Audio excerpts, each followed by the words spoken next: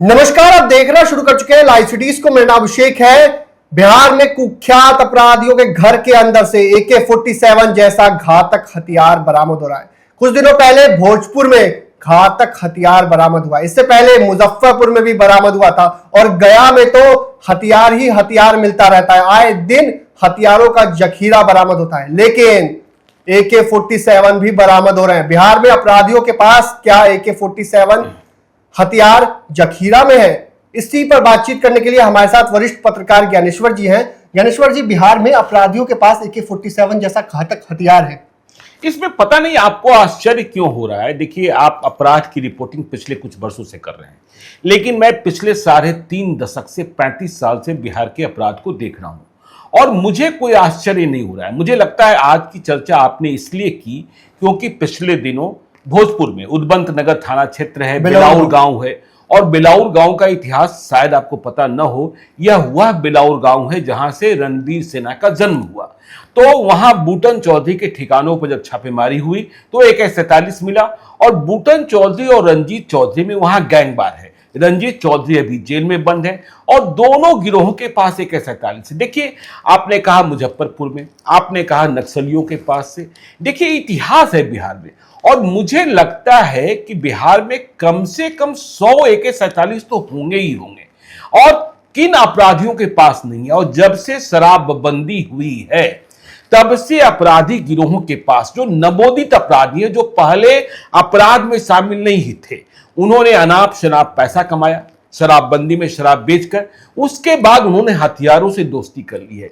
इसलिए इधर के दिनों में आप देख रहे होंगे कि जो पैशन क्राइम हो रहा है उसमें भी हथियार, मतलब पैशन क्राइम में जो शामिल होते हैं वह पेशेवर अपराधी नहीं होते हैं, वह प्रथम बार अपराधी बनते हैं।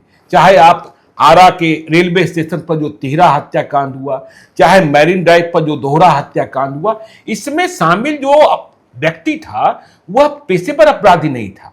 लेकिन आज बिहार में हथियार की उपलब्धता, मैं बार बार कहता हूं कि देखिए, पैसा आया है, इसके बाद हथियार खरीदा गया है और हथियार बहुत आसानी से उपलब्ध है।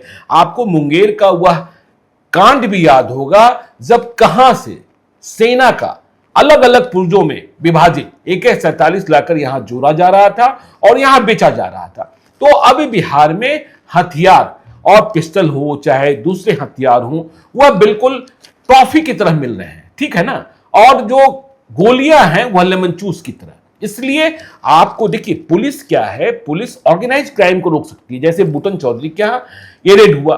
और मुझे आश्चर्य इसलिए नहीं होता है कि देखिए, पहले यह कहा जाता था कि बाढ़ से लेकर बरहिया तक या बाढ़ से लेकर बेगूसराय तक हर गिरोह जो है वह AK-47 से लैस है।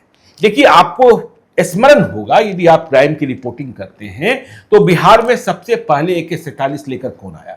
अशोक सम्राट, जो मुठभेड़ में 1995 में मारा जा चुका है और उसने सबसे पहले AK-47 से मुजफ्फरपुर में हत्या की थी।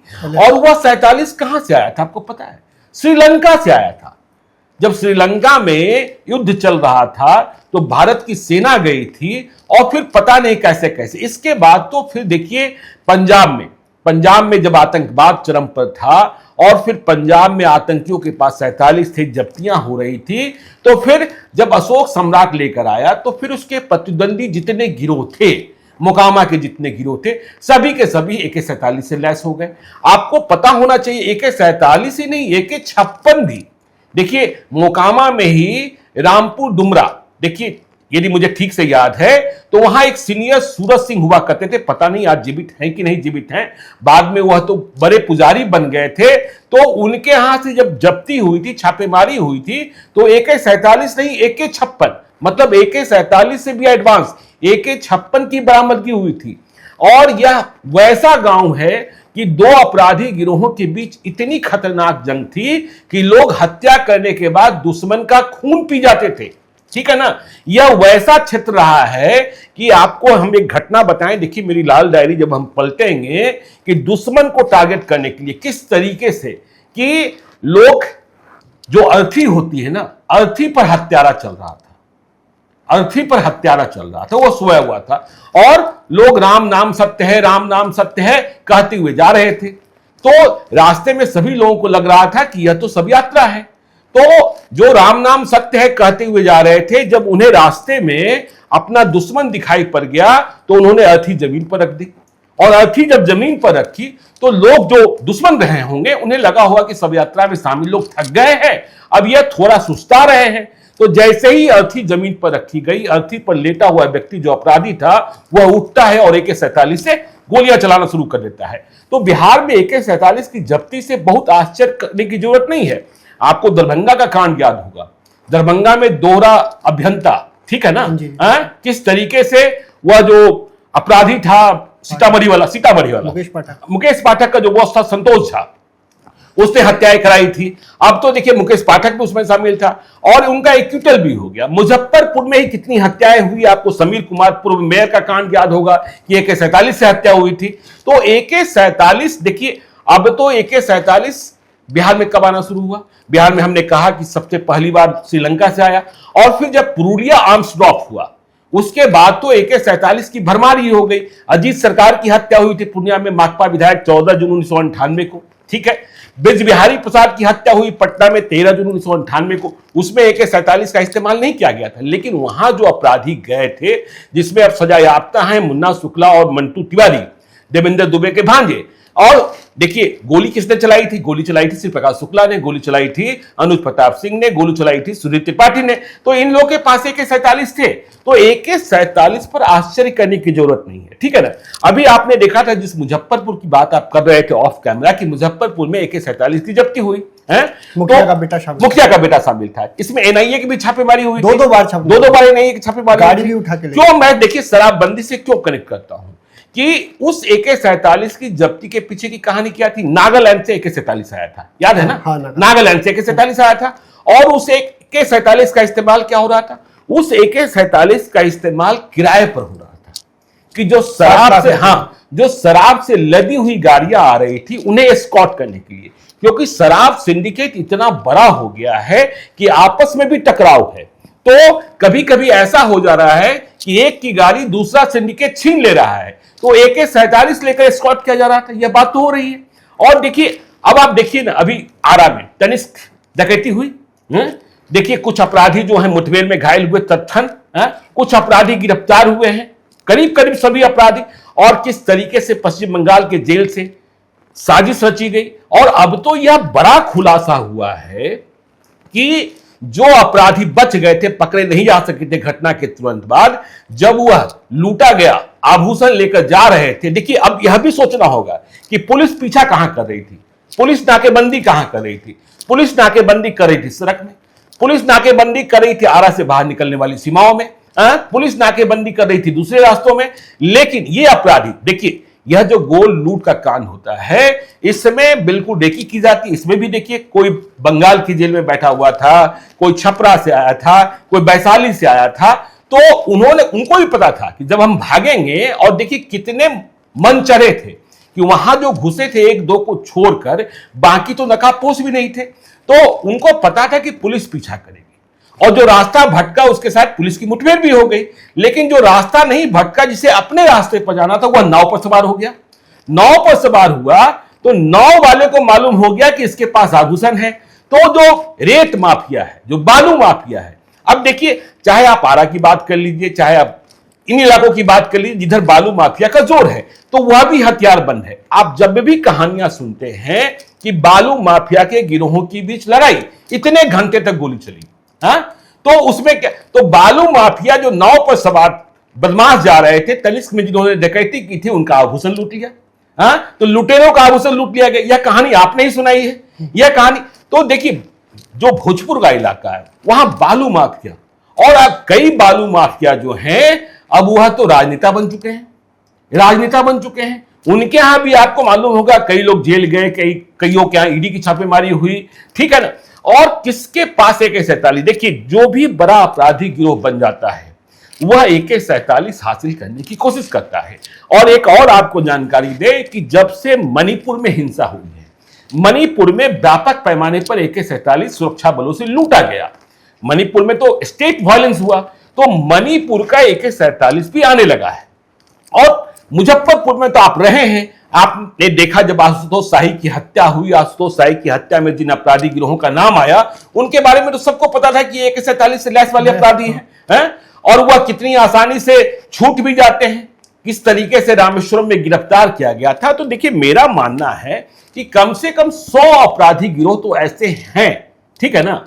और यह बात भी देखिए, अब तो ADG हेडक्वार्टर, जिन्हें हम मानते हैं कि 200% एंटी क्रिमिनल कोई IPS है, तो उनका नाम कुंदन कृष्णन है और विनय कुमार का साथ मिला हुआ है DGP।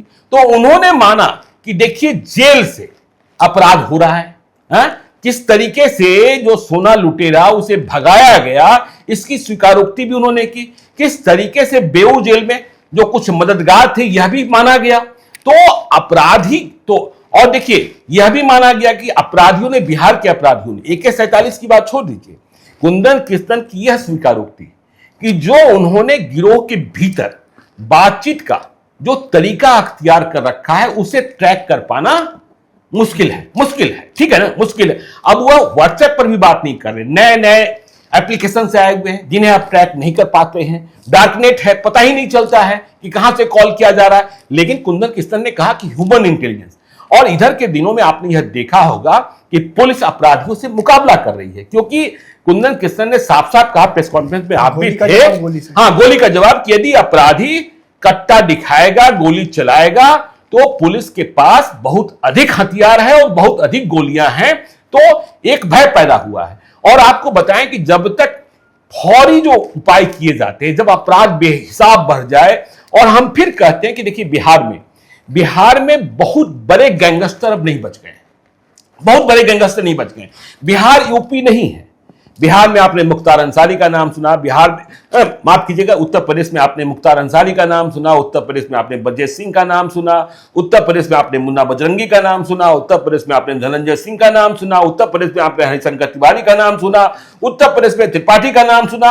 लेकिन बिहार में जो इतने बड़े गैंगस्टर थे वह सफेद कुर्ता पहन लिए, तो अब वह सीधे तौर पर अपराध में शामिल नहीं। लेकिन जिन लोगों ने सफेद कुर्ता पहना उनके पास पहले से AK-47 थी, लेकिन वह AK-47 जब्त नहीं हुई। और देखिए, बिहार पुलिस की एक कमजोरी यह भी है, इसे भी देखिए, आप जब क्राइम की रिपोर्टिंग करते हैं, और मुझे इस बात को लेकर शिकायत भी रही है कि जब किसी अपराधी की गिरफ्तारी हो जाती है, चूंकि लोड इतना अधिक होता है, पुलिस उसे जेल भेजकर निश्चिंत हो जाती है। लेकिन जेल भेजने के बाद, देखिए, मैं अभी बात, जेल भेजने के बाद जब तक जब्ती ना हो, अभी देखिए पटना में 2 बड़े कांड हो गए ना, कि भाई पटना में यह कांड डराने वाला कांड है, जो अगम कुआं में धनुकी मोड़ के पास कांड हुआ कि दिन के 10 बजे, हाँ, अपराधी गिरोह घर के भीतर प्रवेश करता है, सभी को बंधक बना देता है, और 1,25,00,000 रुपए के जेवर और 1,25,000 रुपए नकदी लूट कर चल देता है। और कुछ इसके पहले 1 करोड़ रुपए वह जो जमीन के मामले में डील हो रही थी। तो यह पटना में डराने वाला कांड हुआ, ठीक है ना। तो आपको करना क्या पड़ेगा कि जेल के भीतर से यदि हो रहा है तो आपको जेल के भीतर, देखिए, कुंदन कृष्णन ने कहा कि ह्यूमन इंटेलिजेंस है मेरे पास। बेऊर जेल में 4 मोबाइल फोन बरामद, हाँ, 4 मोबाइल रवि गोप के यहां से बरामदगी हुई, और जिस तरीके से दिखाया गया, और चारों किस तरीके के मोबाइल हैं, जो बातें कही जा रही है कि उन्हें ट्रैक कर पाना, चूंकि वे वॉइस कॉल नहीं कर रहे हैं, व्हाट्सएप कॉल नहीं कर रहे हैं, वो दूसरे एप्लीकेशंस जिनका रिकॉर्ड हासिल कर पाना, जिन्हें ट्रैक कर पाना मुश्किल होता है, उसका इस्तेमाल कर रहे हैं। और जब अपराधी गिरोहों के पास इतने पैसे आ गए हैं, तो उनकी सबसे पहली पसंद AK-47 होती है। तो पहले बाढ़ से लेकर, बरैया से लेकर बेगूसराय तक यह AK-47, ठीक है ना। देखिए, जब आप अशोक सम्राट की चर्चा करते हैं, मोकामा गिरोह की चर्चा करते हैं, मोकामा में किस गिरोह के पास, बाढ़ में किस गिरोह के पास AK-47 नहीं है, किस गिरोह के पास है? और कितने AK-47 वाले माननीय बन चुके हैं, चाहे बिहार विधानसभा की बात हो, चाहे लोकसभा की बात हो। कितने लोग दिवंगत हो चुके हैं, कितने लोग स्मृति शेष हो चुके हैं। तो ये सारी स्थितियां, मुझे लगता है अभी भी बिहार में कम से कम, नक्सलियों की बात छोड़ दीजिए, नक्सलियों के पास तो है ही। नक्सली तो भाई हमेशा, नक्सलियों ने पुलिस वालों से लूटा है, कहीं बिहार में लूटा है, कहीं झारखंड में लूटा है। तो 100 कम से कम तो होंगे ही होंगे। और मतलब मत पूछिए। और अपराधियों की पहली पसंद, जब पैसा आया, जब ताकत बढ़ी, क्योंकि AK-47 का खौफ सबसे अधिक दिखता है। लेकिन हमने वो दौर भी देखा कि AK-47 छोड़िए, बिहार के अपराधियों के पास LMG लाइट मशीन गन भी रहा है, और हैंड ग्रेनेड का इस्तेमाल भी होता रहा है। तो आपको करना क्या पड़ेगा कि देखिए, उत्तर प्रदेश के एक बड़े पुलिस पदाधिकारी से मेरी बातचीत हो रही थी, उन्होंने कहा कि देखिए हमारे यहां अपराधी जो जेल चला गया, या तो जेल जाने के पहले उसे पैर में गोली लग जाती है, तो अब बिहार में भी शुरू हुआ है। आपके मुजफ्फरपुर में भी सीनियर एसपी थे राकेश कुमार, उन्होंने शुरुआत की थी। आजकल गोपालगंज और तमाम जिलों में पैरों में गोली मारी जा रही है। लेकिन जब उसे अदालत जमानत देता है ना, तो उत्तर प्रदेश की पुलिस जो जमानत लेने वाले साथी होते हैं, सहयोगी होते हैं, पहले उसके यहां पहुंच जाती है। बेटा तुम जमानत ले रहे हो ना, हाँ? यदि इसने कुछ किया तो उसे तो बाद में वो तो मिलेगा नहीं जल्दी, तुम्हें सबसे पहले पकड़ेंगे। तो वहां जमानतदार नहीं मिल रहे हैं, वहां जमानतदार नहीं मिल रहे हैं। तो इस तरीके का खौफ। और देखिए कुंदन किशन ने एक अच्छी बात कही कि हम 2 जेल तो कम से कम ऐसे डेवलप कर रहे हैं, ऐसे रिमोट एरिया में डेवलप कर रहे हैं जहां कोई कनेक्टिविटी नहीं होगी। आपको याद होगा, देखिए बिहार में तो हर कुछ सबसे पहले प्रयोग होता है, लेकिन सबसे पहले फेल भी होता है। बेऊर जेल में पता नहीं कब जैमर लगा था, और देख रहे हैं कैसे कैसे 4 फोन मिल रहे हैं, मोबाइल मिल रहे हैं। पटना शहर में, जिस पटना शहर में हम लोग बैठे हैं, दुनिया का सबसे बड़ा फ्री वाईफाई नेटवर्क बना था। क्या हुआ? क्या हुआ? तो आप केवल सिस्टम खरीदिए नहीं, सिस्टम कैसे जिंदा रहे, और अपराधी को लगातार ट्रैक करना होता है, क्योंकि अपराधी आपसे ज्यादा स्मार्ट होते हैं, और स्मार्ट और स्मार्टर के बीच लड़ाई होती है, चूहा बिल्ली की लड़ाई है, ठीक है ना। तो इसलिए मतलब इस पर आश्चर्य करने की जरूरत नहीं है कि AK-47 मिल गया तो ये हो गया वो हो गया। AK-47 कम से कम 100 अपराधी गिरोह ऐसे होंगे, और पहली पसंद AK-47 है। अभिषेक, तो आपने सुना कि वरिष्ठ पत्रकार ज्ञानेश्वर ने क्या कुछ बताया है। 100 से अधिक आपराधिक गिरोह के पास AK-47 है। इतना ही नहीं, बिहार में शराब माफियाओं के पास भी AK-47 जैसा घातक हथियार है। अब देखना होगा STF जिस तरीके से ऑपरेशन चला रही है, उस ऑपरेशन में क्या कुछ बरामद होता है आगे। और STF लगातार इंकाउंटर भी कर रही है। आपने देखा होगा बीते दिनों किस तरीके से बांका में इंकाउंटर हुआ था, उससे पहले अररिया में कुख्यात अपराधी चुनमुन झा का इंकाउंटर हुआ था। तो आगे देखना होगा AK-47 और हथियारों को लेकर STF का क्या कुछ एक्शन रहता है। बने रहिए लाइव सिटीज के साथ।